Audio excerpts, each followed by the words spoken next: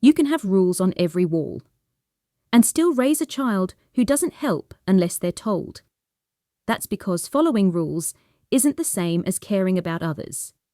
In this video, I'll walk you through surprisingly clear research and the 4 helping habits that move children from rule following to helping on their own.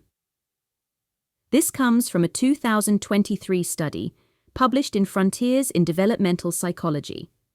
The research was led by Niels Schumacher and his team at the University of Münster in Germany. They worked with 152 children, mostly between ages 4 and 8, to understand how kids actually think about helping others. Instead of testing rules, the researchers used short, everyday stories. In each story, a character could help someone, sometimes a friend, sometimes a stranger. But there was a twist.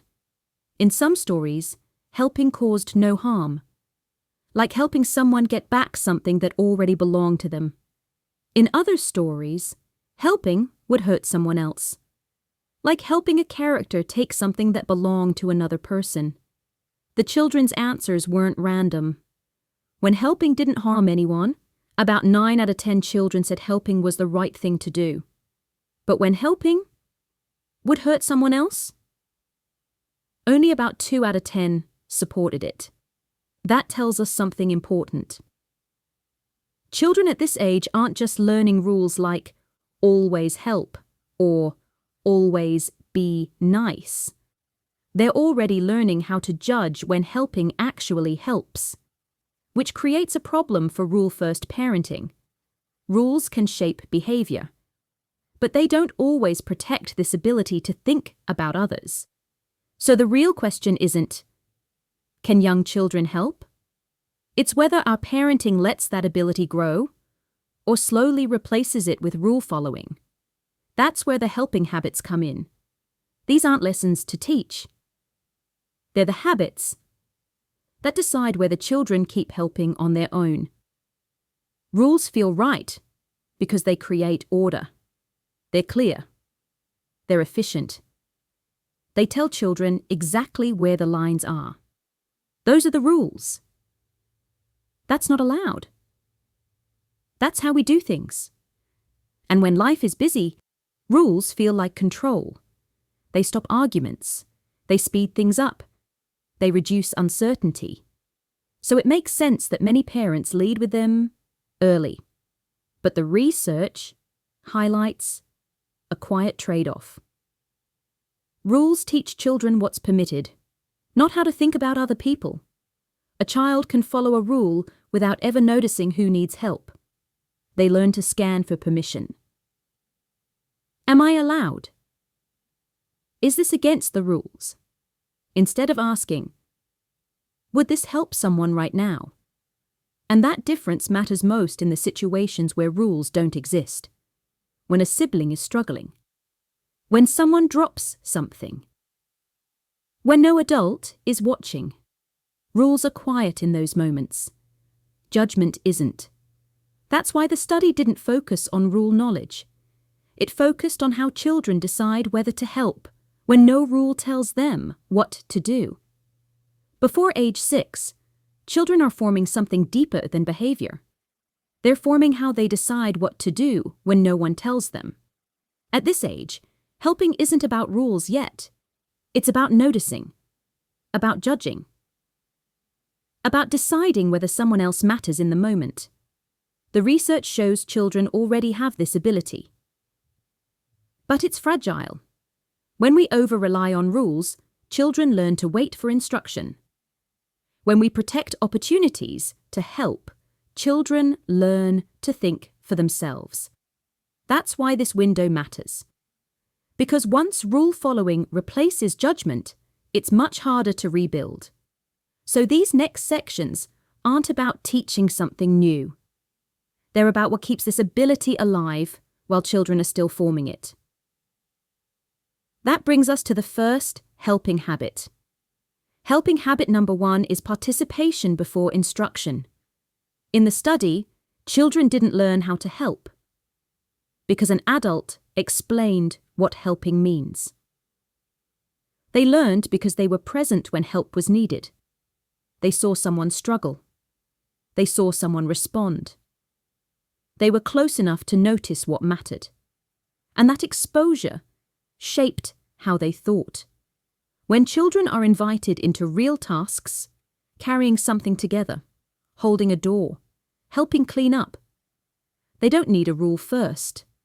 They're learning how to read situations. Who needs help? What kind of help makes sense? When stepping in actually helps. The research shows that children who get these chances become better at judging when helping is appropriate. They don't wait to be told. They notice. Instruction tells children what to do after a decision is made. Participation helps them practice making the decision themselves. That's why this habit matters so early. Before age 6, children are wiring how they decide to act in social situations. When participation comes first, helping becomes something they choose, not something they perform to follow a rule. Once that habit is in place, what adults do next becomes just as important. Because how we respond to children's attempts to help can either strengthen this ability or quietly shut it down. Helping habit number 2 is responsiveness over compliance. In the study, what mattered wasn't whether children helped perfectly. It was how adults responded when children tried. Helping is rarely neat.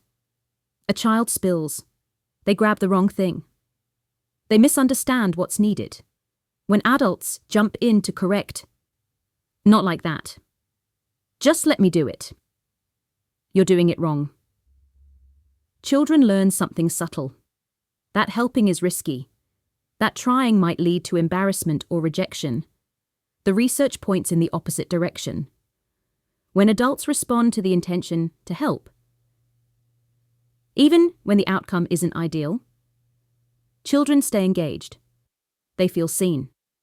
They feel useful. They feel safe to try again. Compliance asks one question. Did you do what I said? Responsiveness asks another. I see what you were trying to do. And that difference shapes motivation. Children who experience responsive reactions don't just help more in the moment.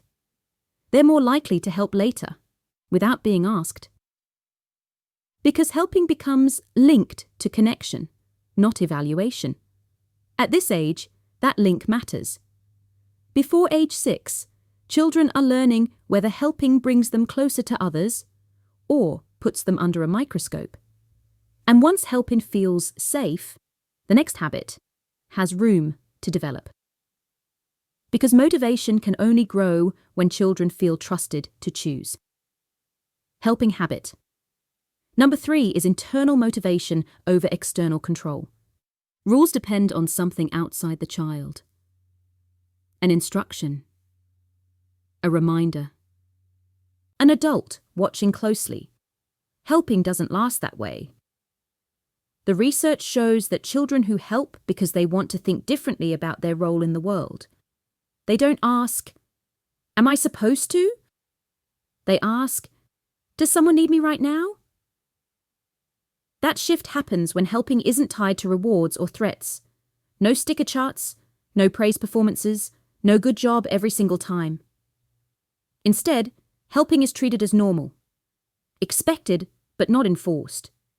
Over time, children begin to see themselves as the kind of person who helps.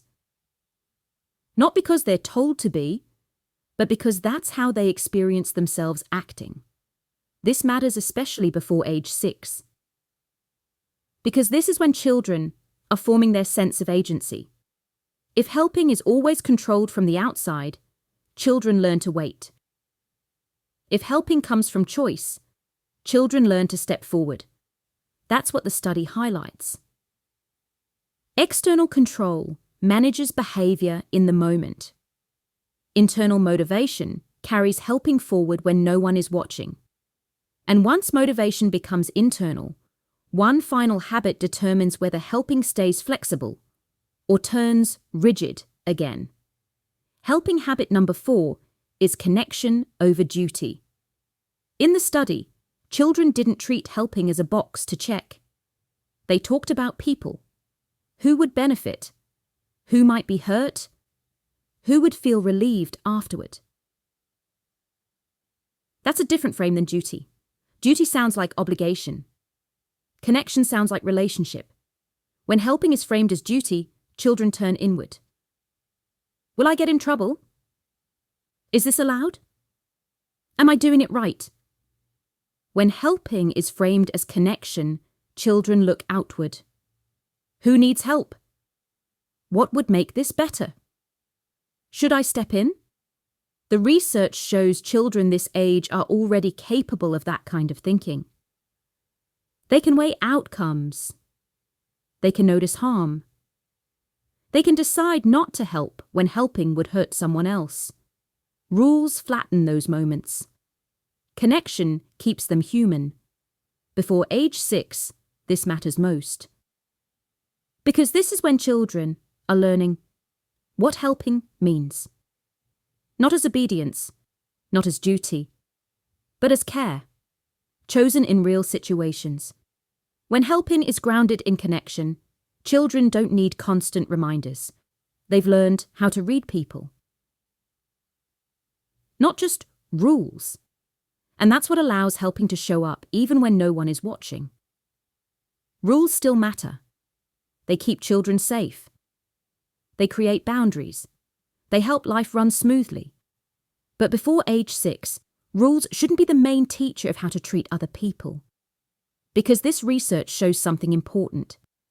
Children at this age are already capable of judging when helping truly helps. What they need isn't more instruction.